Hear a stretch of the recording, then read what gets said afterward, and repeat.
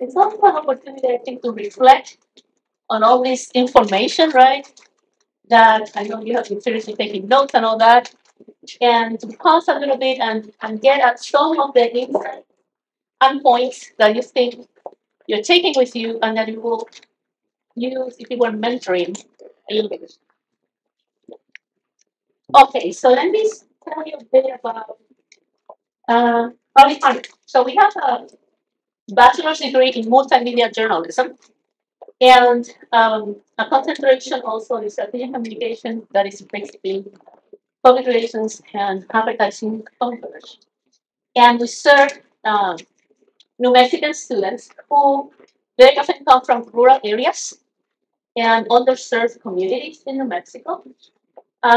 Many of them want to stay in New Mexico. They're very much connected to land. You went yesterday to the south central New Mexico, right?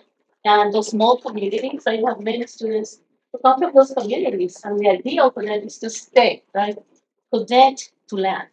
We're going to see the Acerias documentary, and that is a broader overview of water, right? And water in general in management, but also give you a sense of the connection people have to their towns, to their land, to traditions. So we have very unique student population. So the media ecology is just in a very critical stage.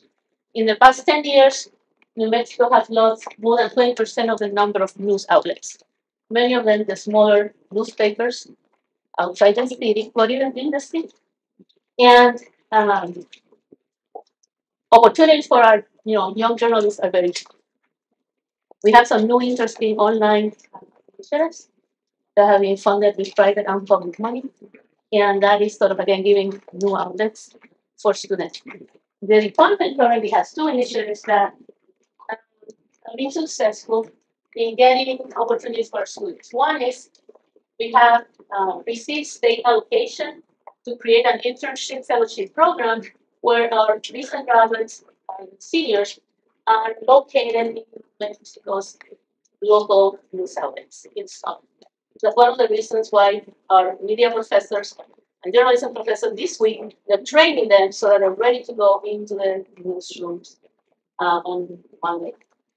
The other initiative is that we're rethinking our curriculum, and one of the interests we have is in bringing science communication and making scientific information to the public across our concentrations as one of our emphasis.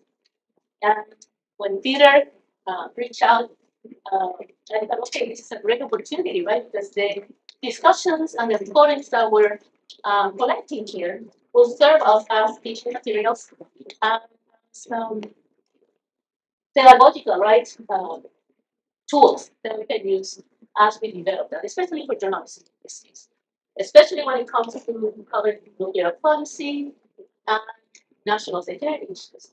Again, because of New Mexico's unique history and relevance, right? I think that, again, this is something that, if not a specialized program, at least we can create a unit, right? Where we bring up these issues. So your presence here is also helping us build curriculum. So let's see. About the university. The University of Mexico, this campus is the flagship university in the state. It's a Research One university, an A designation. So it has the highest levels of academic research, but it's also one that is uniquely situated, right, to serve its Hispanic students, Native American students, and first-generation college graduates. This university has that official designation, right, as a Hispanic serving, Native American serving, and first-generation college graduates serving the institution.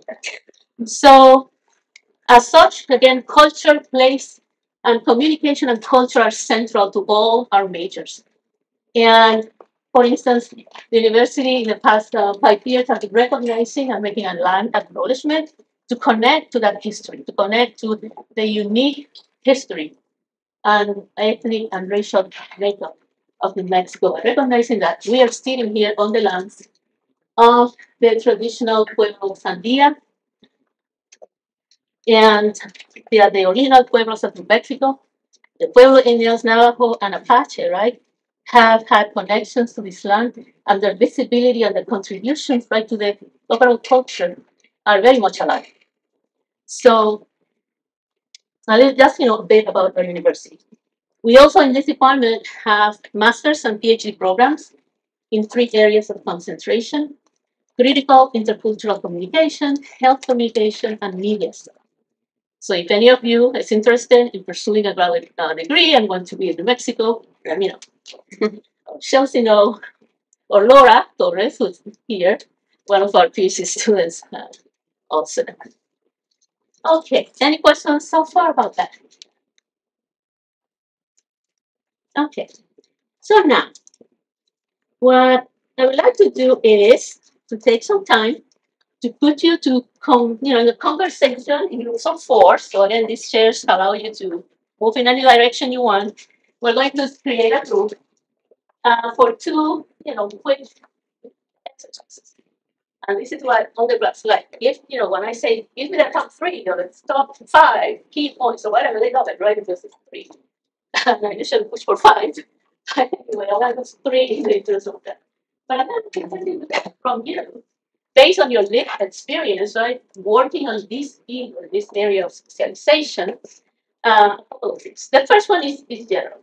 I want the groups to think about the top 3 pieces of advice that you wish you had learned or knew about when you were an undergrad student and before graduating and going to the job market, right? Things you wish you knew or you had learned in college that you didn't, okay, and learned by experience. So if we can make a list, and then someone in the group can be the reporter, and then we all share at the end. And then the top 5, let's do 5 takeaways, right? You said, and I think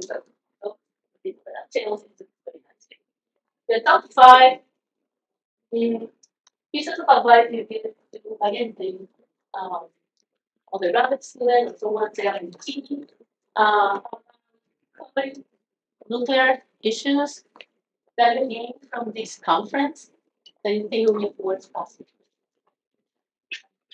Okay. So we have 12 minutes for that.